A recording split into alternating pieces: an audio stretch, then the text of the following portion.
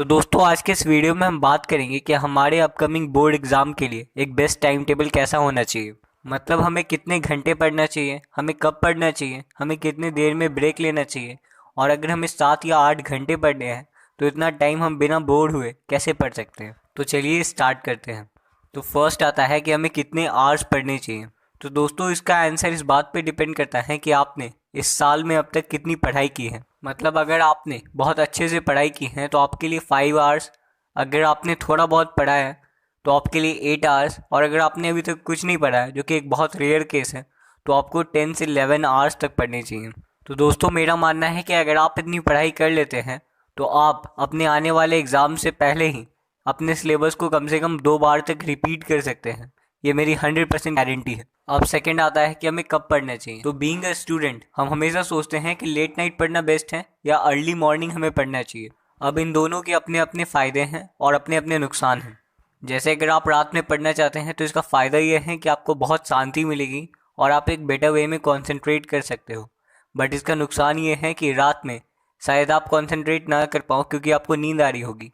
और early morning उठने का फ़ायदा ये है कि इस टाइम आप एकदम फ्रेश होते हो, आपकी एफिशिएंसी एकदम मैक्सिमम होती है, आपकी एफिशिएंसी 100% होती है।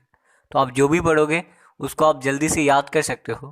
पर अगेन आपको अगर नींद आ रहा होगा तो इसका कोई फ़ायदा नहीं है। तो जब इस रिगार्डिंग मैं यूट्यूब पे वीडियोस देख रहा था तो कई यूट्यूबर्स ने ये सजेस्ट किया कि हमें सुबह में पढ़ना चाहिए, तो कई ने ये बताया कि हमें रात में पढ़ना चाहिए। तो आप बिल्कुल भी कंफ्यूज मत होइए, आपका जब मन करे आप तब पढ़िए। अब थर्ड आता है कि हमें कितने देर में ब्रेक्स लेना चाहिए। तो दोस्तों एक साइंटिफिकली प्रूवन टेक्निक है जिसे हम कहते हैं पोमोडोरो टेक्निक। ये टेक्निक कहती है कि हमें सिर्फ 25 मिनट स्टडी के बाद ही एक ब्रेक लेना चाहिए जिसका लेंथ 5 मिनट का होना चाहिए। इन शॉर्ट 25 मिनट पढ़ाई एंड देन 5 मिनट्स ब्रेक। अब हाँ, मुझे पता है कि मेरी तरह आप भी बहुत शॉक्ड होंगे कि 25 मिनट्स तो बहुत ही कम है। बट हाँ, ये भी सच्चाई है कि हमारा दिमाग किसी भी चीज़ पे सिर्फ 25 मिनट तक ही बेस्ट फोकस दे सकता है। इसके बाद हमारा दिमाग डाइवर्ट होना शुरू हो जाता है। बट इस पोमोडोरो टेक्निक को अगर हम थोड़ा सा अपनी तरह ढालने की कोशिश करें तो ये भी हमारे लिए बहुत ज़्यादा हेल्पफुल है। तो इसको हम इस तरह से रख सकते हैं कि हम 1 घंटे पढ़ने के बाद ही ब्रेक लेंगे और वो ब्रेक 10 मिनट का होगा। इस तरह से हम पढ़ भी लेंगे और रिलैक्स भी रहेंगे। अब इस ब्रेक के टाइम में हम पुशअप्स कर सकते हैं, गाने को सुन सकते हैं, खुद गा सकते हैं, कॉफ़ी पी सकते हैं। बट कोशिश करिए कि आप इस टाइम मोबाइल से दूर रहें और इस ब्रेक को 10 मिनट से ज़्यादा लंबा ना खींचें।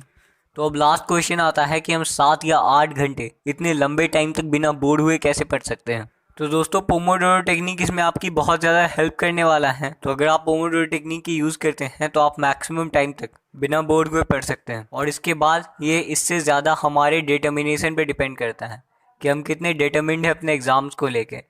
अब हमें अपने आप को बार बार ये कहना होगा कि हमारी लाइफ का सबसे ज़्यादा इम्पॉर्टेंट एग्ज़ाम होने वाला है और अब तक हमने इससे इम्पॉर्टेंट एग्ज़ाम कभी नहीं दिया है। तो अगर हम अभी 3 मंथ्स तक अपने आप को एक मॉन्क की तरह, एक डिवोटी की तरह सिर्फ स्टडी में झोंक देते हैं तो इसके बाद हमारे पास एक सक्सेसफुल रिजल्ट होगा।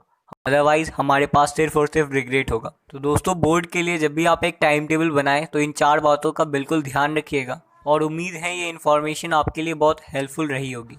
दोस्तों हमारी आने वाली वीडियोस भी आपके आने वाले बोर्ड एग्ज़ाम से ही रिलेटेड होगी, जैसे कि स्टडी करने का बेस्ट तरीका कौन सा है, ज़्यादा देर तक स्टडी कैसे कर सकते हैं, एग्ज़ाम्स में कौन सी ऐसी गलतियां हैं जिसे हमें अवॉइड करना चाहिए, एंड ऑल दैट जो मुझे लगता है कि आपके लिए बहुत इंपॉर्टेंट है, आपको वो बातें जाननी चाहिए। तो चलिए इस बोर्ड एग्जामिनेशंस में हम सब मिल के कुछ एक्स्ट्रा ऑर्डिनरी अचीव करें। और अंत में बस इतना ही बोलना चाहूँगा कि लाख दलदल हो पाँव जमाए रखना, हाथ खाली ही सही ऊपर उठाए रखना। कौन कहता है कि छलनी में पानी टिक नहीं सकता, बस बर्फ बनने तक हौसला बनाए रखना।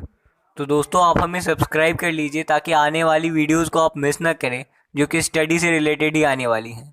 तो अगर आपको ये वीडियो पसंद आया तो आप हमें लाइक कीजिए और हमें कमेंट करके बताइए कि आगे आने वाली वीडियोज़ में हमें कौन कौन से और टॉपिक्स को कवर करना चाहिए।